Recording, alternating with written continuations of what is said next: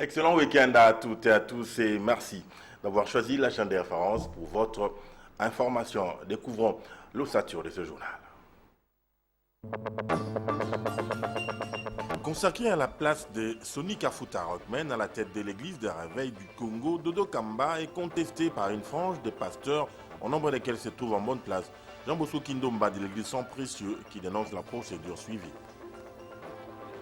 L'appel à la grève de professeurs à l'université de Kisangani dans la province de la Chopo a été pressant, mais dans le fait, le cours se donne normalement dans cette cité du savoir. 19 septembre 1993, 19 septembre 2020, 27 ans déjà depuis que John Poy a quitté la terre des hommes. Antenna se souvient de ses chanteurs de talent.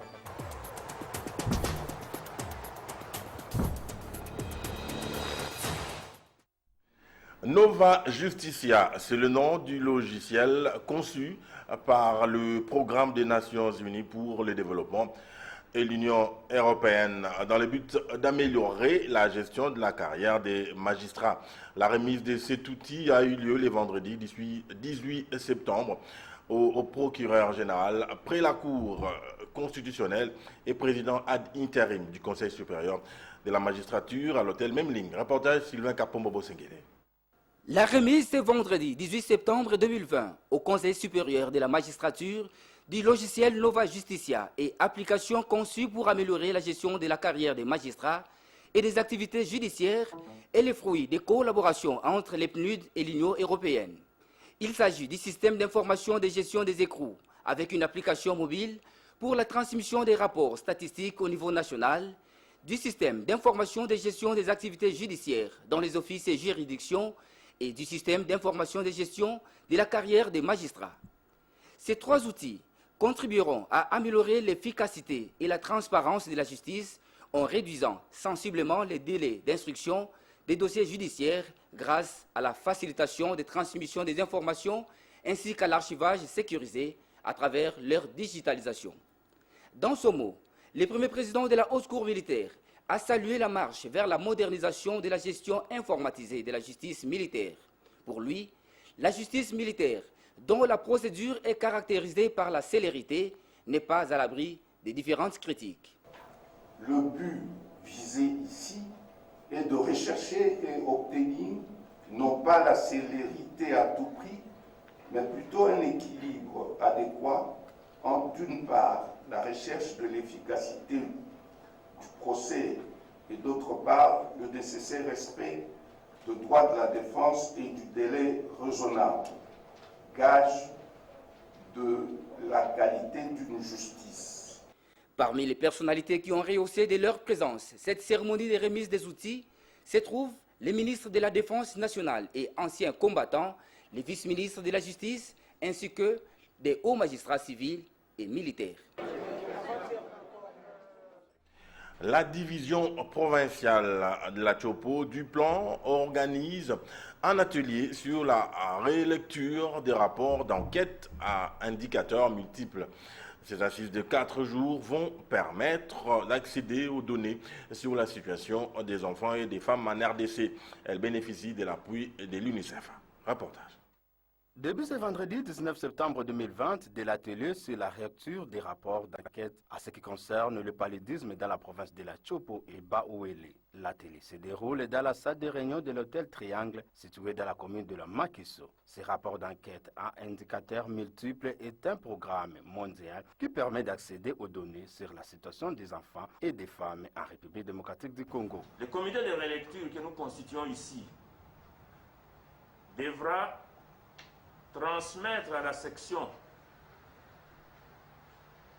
au niveau de Kinshasa, la section de suivi évaluation, planification suivi évaluation, les rapports et les briefs avec des tracts change, c'est-à-dire nous allons lire et tous les commentaires et toutes les observations seront mis au regard du rapport sous forme de mode de correction. Quelles sont les grandes lignes de ces assises de 4 jours?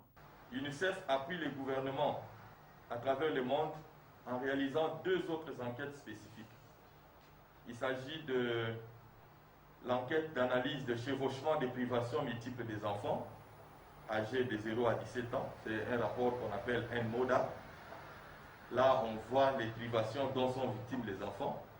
Et l'enquête par grappe à indicateurs multiples mixtes sur la situation multisectorielle des enfants et femmes.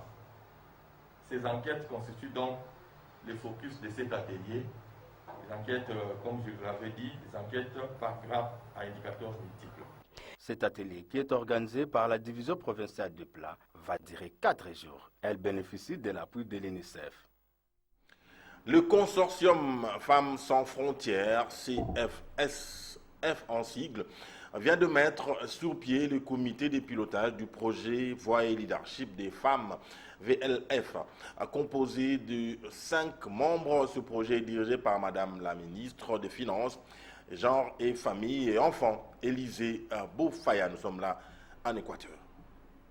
La salle de réunion des consortiums Femmes sans frontières a organisé ce jeudi 17 septembre 2020 la rencontre de mise en place du comité de pilotage du projet Voix et Leadership des femmes VLF dans la province de l'Équateur.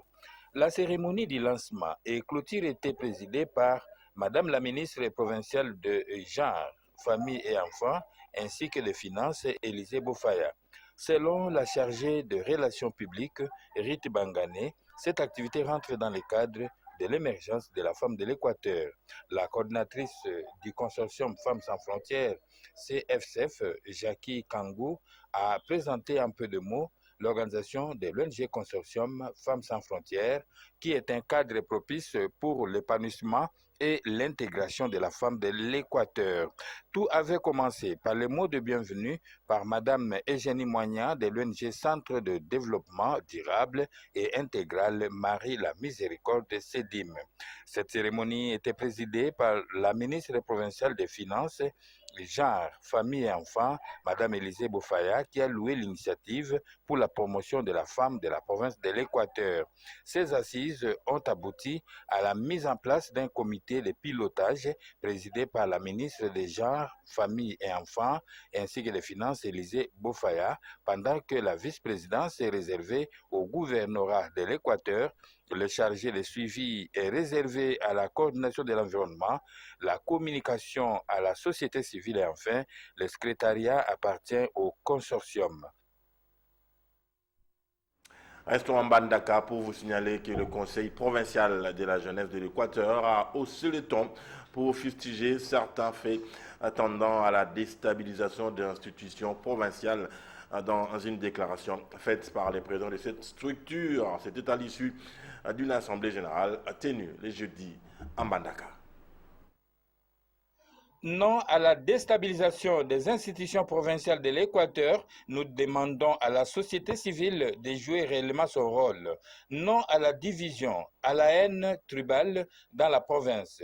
Telle est l'économie de la déclaration faite ce jeudi 17 septembre par le président du Conseil de la jeunesse de l'Équateur, Pierre Botouli.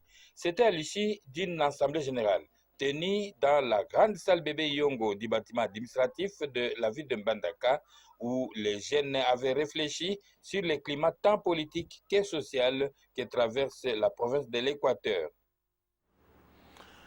Mise en place le jeudi 17 septembre du comité de pilotage du projet PIRED Équateur. La cérémonie a eu lieu dans la grande salle Bébé Yongo du bâtiment administratif de Mbandaka devant le gouverneur de l'Équateur, José Maza Ousoukuma, une fois de plus.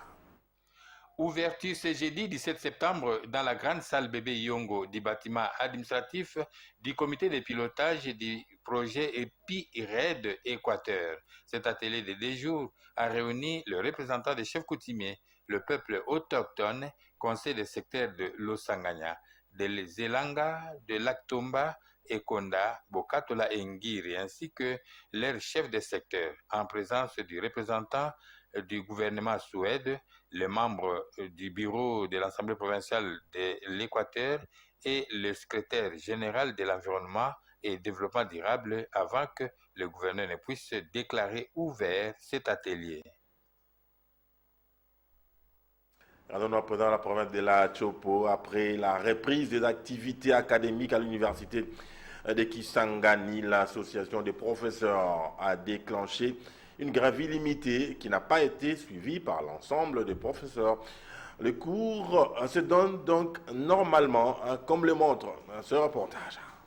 Pharmacie, les cours se déroulent normalement. Quelques enseignants rencontrés dans les auditoires trouvent inopportune l'observance de la grève. Pour eux, poursuivre la grève, c'est une manière de punir innocemment les étudiants dont la plupart sont aussi leurs propres enfants. L'ambiance, elle est normale.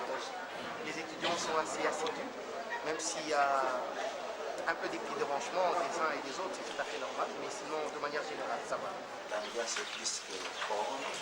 Les cours se donnent à la faculté de lettres pratiques plus ou moins correctement, quand bien même qu'il y avait certains collègues qui continuent encore à observer à leur manière les mouvements de grève décrétés par notre corporation. Pour ces enseignants, la balle est désormais dans les camps du gouvernement de la République pour satisfaire à leurs besoins et ayant déjà accompli leur partition. Enfin, sachez que les enseignements se donnent même par les enseignants visiteurs dans le strict respect des mesures barrières, coronavirus oblige. Demeurons encore un moment à Kisangani où les laboratoires de recherche en droit foncier et coutumier de l'université de Kisangani a organisé un café juridique le vendredi 18 septembre avec comme thème la loi foncière, un mode d'expression de la culture congolaise. Au cours de cette séance scientifique, il était question d'analyser la cohérence de la loi numéro 73-021 du 20 juillet 1973. Patrick Mangala nous fait le point. Ce café juridique avait pour thème la loi foncière, un mode d'expression de la culture congolaise. Au cours de cette séance tenue dans la salle de réunion de la faculté des sciences sociales, administratives et politiques de l'université de Kisangani, ce café vise à susciter un débat constructif au sein de la communauté scientifique sur la gestion de la réforme foncière. La réflexion qui a eu lieu aujourd'hui avait pour objectif d'essayer de réfléchir parce que le laboratoire que nous dirigeons a pour ambition de pouvoir connecter le droit foncier avec le droit coutumier, analyser de manière holistique les questions liées à la terre, à la gestion de la terre et également les questions liées à la coutume congolaise, toujours dans un... L'orateur du jour, le professeur émérite Kalambay de l'université de Kinshasa, a analysé la cohérence de la loi numéro 73-021 du 20 juillet 1973 portant régime général des biens, régime foncier et immobilier. Eh bien, dans le droit foncier, les gens qui sont dans les villages, il peut y avoir plusieurs types de personnes. Nous pouvons voir les natifs et les non-natifs. Les natifs ont des droits perpétuels, tandis que les non-natifs, leurs droits est temporaire. Cet échange du désert a connu la participation des professeurs, assistants, étudiants et autres personnes scientifiques de l'université de Kisangani. En rappel, le laboratoire de recherche en droit foncier et coutumier de la faculté des droits de l'UNIKIS a pour objectif à savoir traiter de manière holistique les questions foncières et coutumières. Elle valorise aussi la culture africaine dans sa diversité. Vous avez...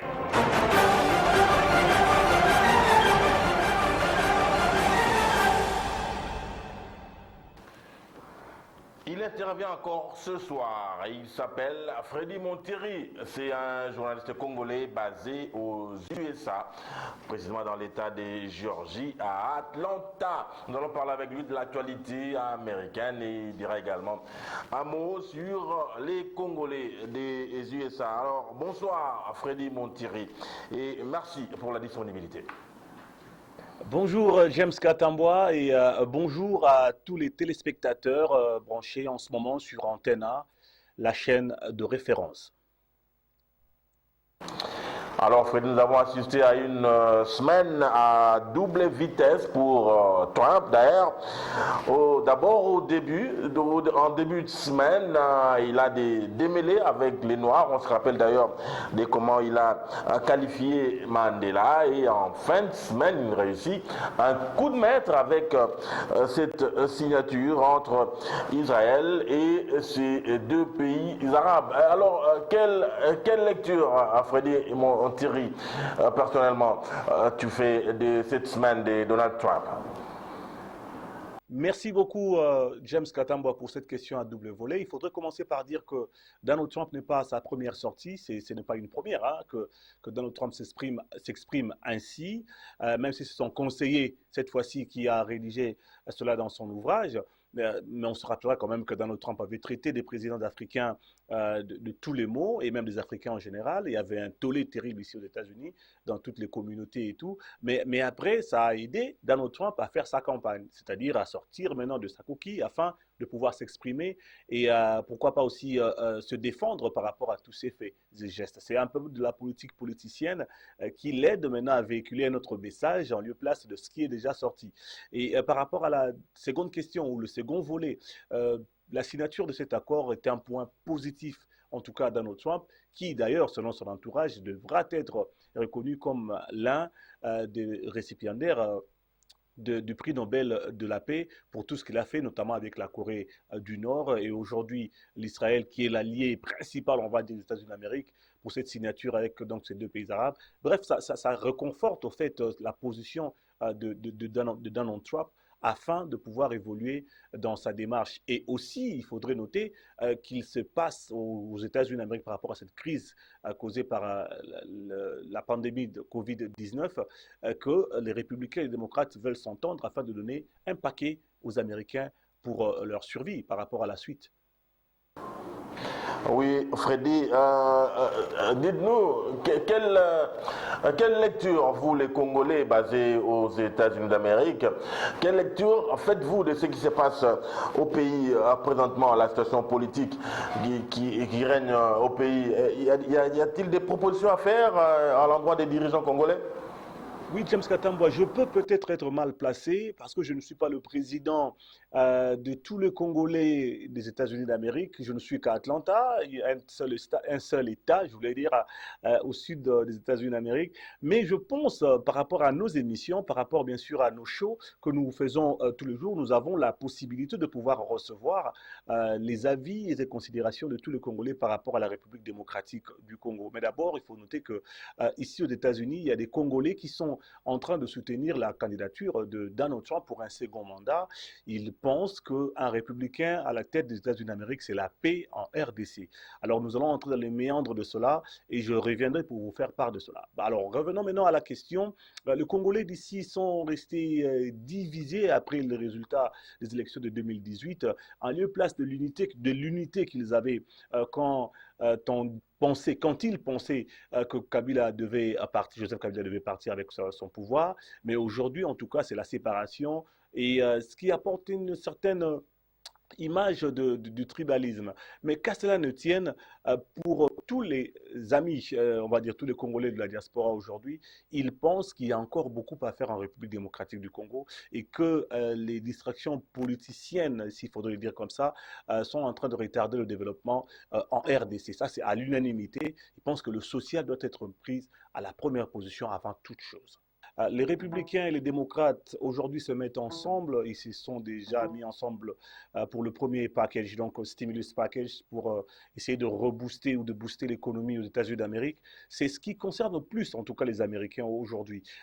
Tout ce qui se passe à côté de cela, ils appellent ça divers. Ils veulent d'abord que cette pandémie qui est en train de frapper de plein fouet les États-Unis d'Amérique puisse, avec qui elle laisse des traces sur le plan de l'économie, puisse bien sûr partir. Et Donald Trump veut peser de tout son poids afin que les Américains puissent avoir quelque chose à mettre sous la dent. Et cela, bien sûr, grâce à ces stimulus package, donc voilà un montant que l'État fédéral va pouvoir disposer aux différents États, pourquoi pas aussi aux citoyens et aux différentes familles. Donc c'est là que les Américains s'attardent ou s'attachent le plus. Donc c'est plus l'élément économie qui intéresse les Américains. Pour l'instant, que le reste. Et les Américains aussi ont pensé, on va dire dans le sondage, que le premier mandat était bien au début. Bien sûr, l'économie était beaucoup plus réconfortée et Donald Trump avait un plus par rapport, même aujourd'hui en tout cas, s'il faut comparer à Joe Biden dans le sondage, sur le plan économie, en tout cas, Donald Trump est resté, comme on peut le dire, le bon élève ou le bon papa. Voilà un peu ce que je voulais dire par rapport à cette question. Voilà, merci FMI, Freddy Montiri International et bonne journée à toi là-bas à Atlanta, en Georgia, comme vous dites. On va revenir la semaine prochaine peut-être sur ce phénomène. Tous les Congolais, il paraît, la plupart des Congolais basés là-bas aux USA soutiennent à bras-le-corps Donald Trump. Vous nous en direz un mot lors de votre prochaine intervention. Merci beaucoup James Katamboa et très bonne soirée à toi, à ta famille et à toute la grande équipe, surtout technique et même rédactionnelle d'Antena en République démocratique du Congo à Kinshasa. Merci. Voilà, merci Freddy Montiri. À propos des États-Unis, signalons la mort le vendredi 18 septembre 2020 à 87 ans de Ruth Bader Ginsburg, avocate, juriste et juge américaine, membre de la Cour suprême des États-Unis depuis 1993. Freddy Montiri, sûrement, nous dira prochainement pourquoi la mort de cette avocate est un sérieux coup de pouce à Donald Trump, qui est présentement, il faut le dire, en ballottage plutôt défavorable. Rentrons à Kinshasa pour prendre cette commémoration. 27 ans déjà depuis qu'il a quitté la terre des hommes, l'artiste et musicien John Poi fait encore parler de lui à travers son œuvre. Nous proposons de suivre son parcours musical avec José Moussangala.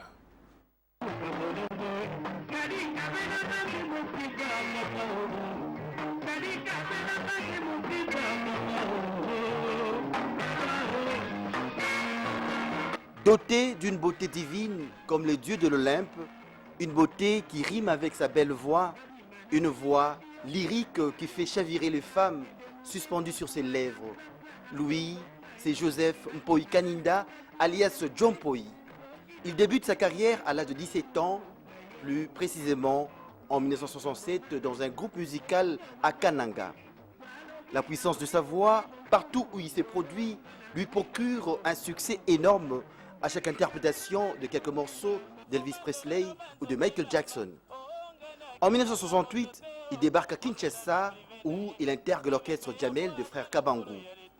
En 1969, il s'est fait membre de l'orchestre Lovi du Zaïre de Vicky Longomba où il exécuta avec brio plusieurs chansons parties en tierces de voix qui font réplique en solo vocal de Vicky Longomba. De 1976 à 1977, John Poi s'est produit dans l'orchestre Kara dans la commune de Kasavubu. Disposant d'une tessiture garnie, il pratique allègrement la rumba congolaise. En 1978, il intègre le groupe Yatupas de Reilema, où il ne fera pas longtemps. C'est en 1980 que John Poi intègre l'orchestre OK Jazz de Franco Lombo-Makadi, qui fera de lui son enfant chéri. Il sera pratiquement façonné par le grand maître. En 1981, John Poi participe à son premier concert où il impressionna l'assistance dans les variétés et surtout dans la maîtrise du répertoire OK Jazz tels que Mandola, Kadima, Bongo, Masikini et Sketeri. Après la mort de Franco, il quitta l'OK Jazz pour intégrer le groupe Canon du Zaïre avec les autres. Il meurt le 19 septembre 1993 à l'âge de 43 ans.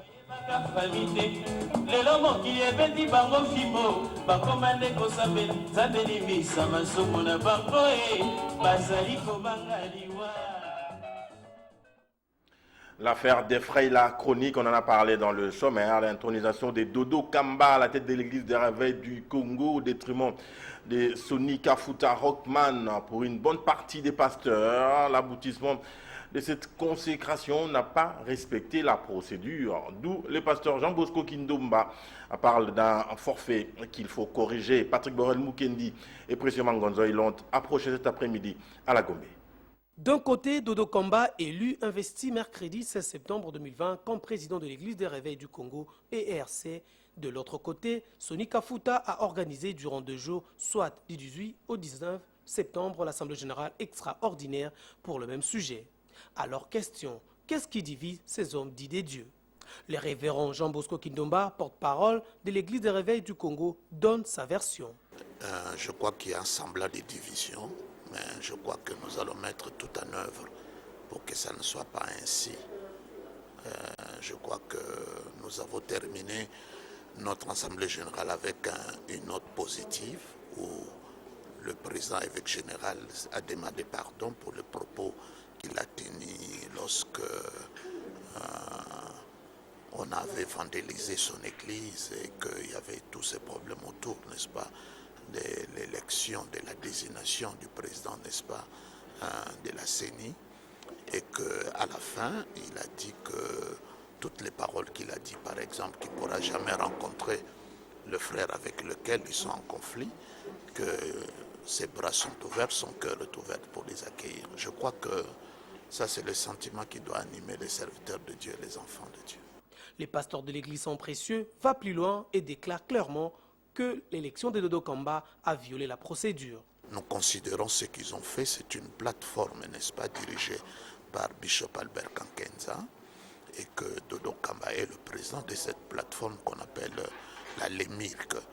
Mais là où nous sommes un peu dérangés, c'est lorsqu'il parle au nom de l'Église du Réveil du Congo et que le ministre de la Justice et le secrétaire général de la Justice étaient présents pour donner la légitimité à ces forfaits. Je crois que nous avons dénoncé ça.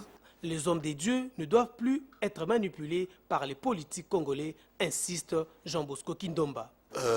Je crois que si nous sommes dans une nation où le revenu national est bien réparti et que les pasteurs se retrouvent dans leur propre ministère, je pense que cela va arriver à aider les pasteurs de ne pas être manipulés.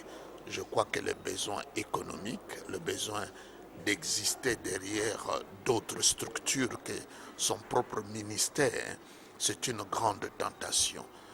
Mais je pense que le temps est arrivé que nos amis peuvent se réviser, revenir dans de bons sentiments. Dans un camp comme dans un autre, ces pasteurs devraient respecter et faire appliquer les Écritures saintes.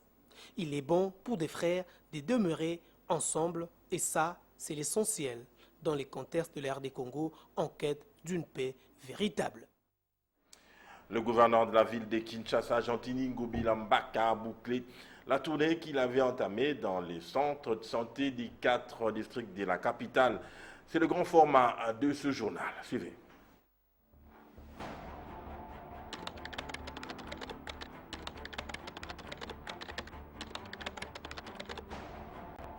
Tout est bien qui finit bien, dirait-on, du périple engagé depuis 1 mois par le gouverneur de la ville de Kinshasa.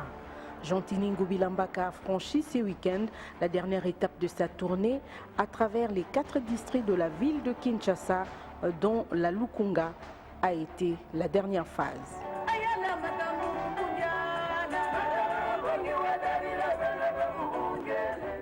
Tout a commencé par le centre de santé de référence de Kinkenda, situé au Kanluka, commune d'Ngalema, où toutes les forces vives de cette entité se sont mobilisées comme un seul homme pour offrir au numéro 1 de Kinshasa un accueil inoubliable.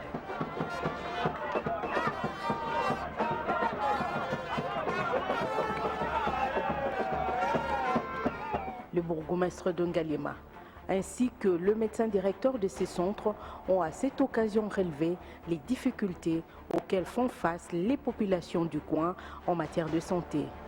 Ce qui ne les a pas empêchés d'apprécier à sa juste valeur le don que l'autorité urbaine a emmené dans sa gibecière. Ça fait plusieurs années que nous sommes là. Nous n'avons jamais reçu la visite d'une autorité politico-administrative. Et aujourd'hui, c'est la première fois. Ça ne fait que faire la vérité. Mutu soka bele sengela la na mbeto. Loka to moni mbeto eze wana matela pe bele. Eze sengo mbala sengo mona mutoke malade, ozolo na se otandeli puta eza kitoko te. Kasoka to moni mbeto eze bele eze sengo mingi. Ata mutaza garde malade ako profiter pe alali wana eza malamu. Ezala ine sengo makasi. Akona na mona ete mbali boso na mona ye. En tout cas eko sunga biso makasi po tozanga ki yango. Tozana makoki te ya kosomba ngo. Mais to sepeli makasi to yoka ki azoyela biso bado. Na ndenge to moni yango ba merci mingi na son excellence Chantini Ngobila Mbaka lokola yazali papa social azolinga te population na cadre ya kini bopeto fo ye moko azali exemplaire yango na ye mpona kosala baaction na tout d'abord santé ya bato ezala malamu. Une visite de différents services dont la maternité